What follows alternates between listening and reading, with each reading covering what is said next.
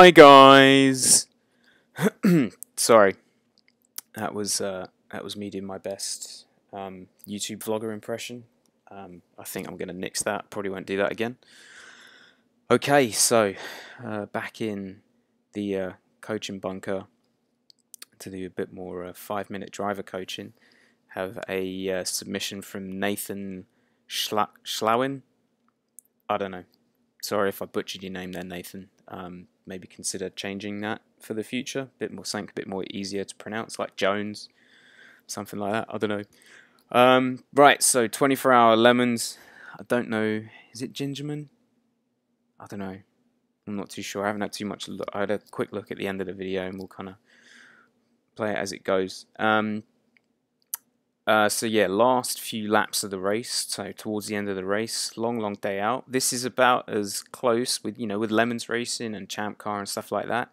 I really think at a kind of like grassroots level is probably about as close as you can get to a professional racing series, because forgetting all the level of complexity of the car or the speed of the car or anything like that, you're actually experiencing the hardship of having to deal with being in the car for an awful long period of time, dealing with traffic, the potential disaster of if someone gets something wrong and stitches everyone else in the team up.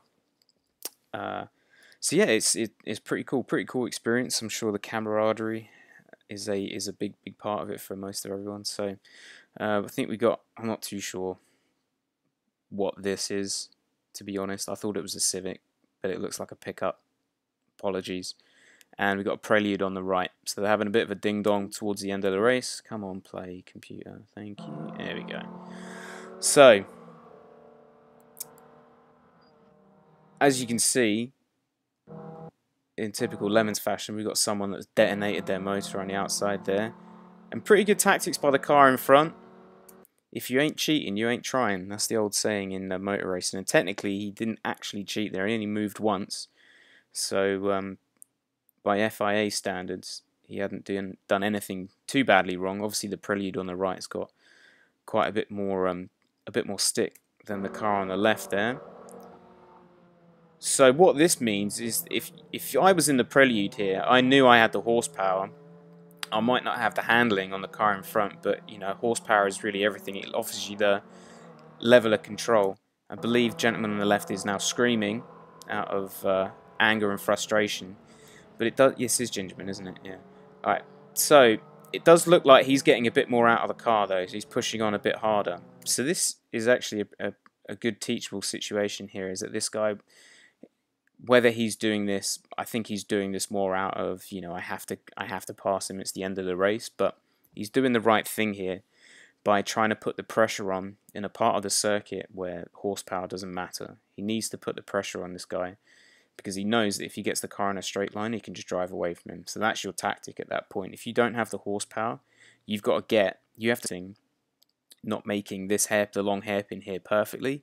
I would want to be on this guy's bumper and putting pressure on, trying to intimidate him, because your only hope really at this point, if you don't have the straight line speed, is that you've got to push this guy into a mistake.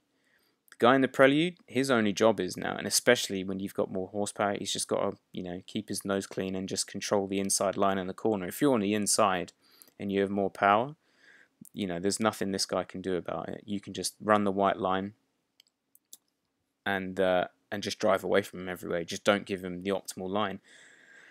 Okay, so let's see how that goes. So yeah, Prelude's not handling too well. I can't really see what dude's doing with the inputs wise. So can't really see, but significantly more power. So we do have a back marker coming up here. So now this is when I would be thinking, go on the left. This is a big opportunity for me. And seeing as this guy is about 3.5 miles off of line, he's suggesting that probably he's not going to be the quickest car out there. He would have, perspective-wise, obviously, he would have seen this car a long way off, and the fact that they would have been catching him. But also, I'm sure, in these long races, if you are going to do one of these races, you have to kind of remember which cars are quick, which cars aren't. Obviously, it's going to depend on who's in the car. But you're going to have a good idea of, between this corner and the next corner, you could probably estimate where this car is going to be. the likelihood that they are going to stay out of your way, whether they're going to drive on line, whether they're going to do something ridiculous. These are the sorts of things you have to think about in these long races when you're passing traffic. You have to start weighing up what you think is going to happen. So if I was this guy, I'd be thinking, well, he's got the horsepower, he's probably going to be able to get it done between these two corners. But this is probably my last opportunity for him, you know, potentially to make a mistake. On the flip side, if I'm in the Prelude in this car, I've got the horsepower. I don't need to, you know, carry massive momentum here. I don't need to take any chances necessarily, especially this late in the race. But if you see how close this guy is to the lead car, he's doing a good job. He's putting the pressure on. He's trying to, you know, remind him that I'm still there. You still need to worry about me. So that's exactly what you need to be doing.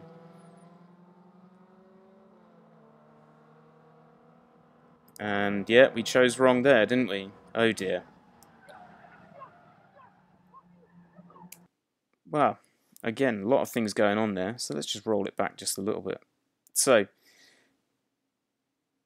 lead vehicle there has made a pretty poor choice on where he's going to put the car. Really, at this point, even though you want to go, you're turning left for the next corner, you don't want to get stuck on the right or anything like that. You don't want to necessarily take the risk. There's enough space between you and the car behind that it's pretty unlikely that they're going to be able to sneak their way up the inside of you and this car as well. So your best bet here is you got to wait. Don't get panicked. Clearly, whoever's driving the lead car here has gotten a bit of a panic about towards the end of the race, has made a rash decision, and has put himself between Billy and the whatever it is, and the white line and the grass on the last lap of the race, which ends. Oh, it's a dodge, isn't it? Yeah, something like that. Terribly. Okay, so we know what happens from here. Obviously, he could have gone right. He could have turned right. He could have slammed on the anchors a bit earlier and tried to slow down. He kind of saw that car drifting over here, but it's all open to experience. But that's a prime example of, you know, taking a risk where it wasn't required. Clearly, this guy was not looking where you were. You're assuming that he knows you're there. Never make an assumption.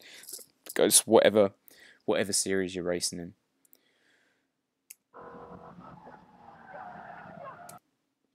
Next mistake we've made here.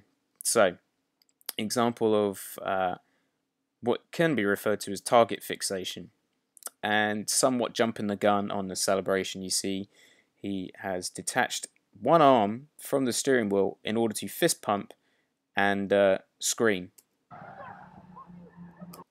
High pitch. And then we can see at that point, at exactly the moment that he's screaming, yes, yes, fuck you, in a cruel twist of fate, of course, which tends to happen when cars spin and they're trying to go one direction and the energy continues to go that way, and especially with an object that has circular wheels, they tend to continue rolling in the direction that they have been traveling, the way that the momentum was traveling. So as you can see, the car over here is actually rolling backwards directly into him. So rather than taking any evasive maneuvers when the car was at this point, he is instead in the midst of fist pumping and screaming pejoratives.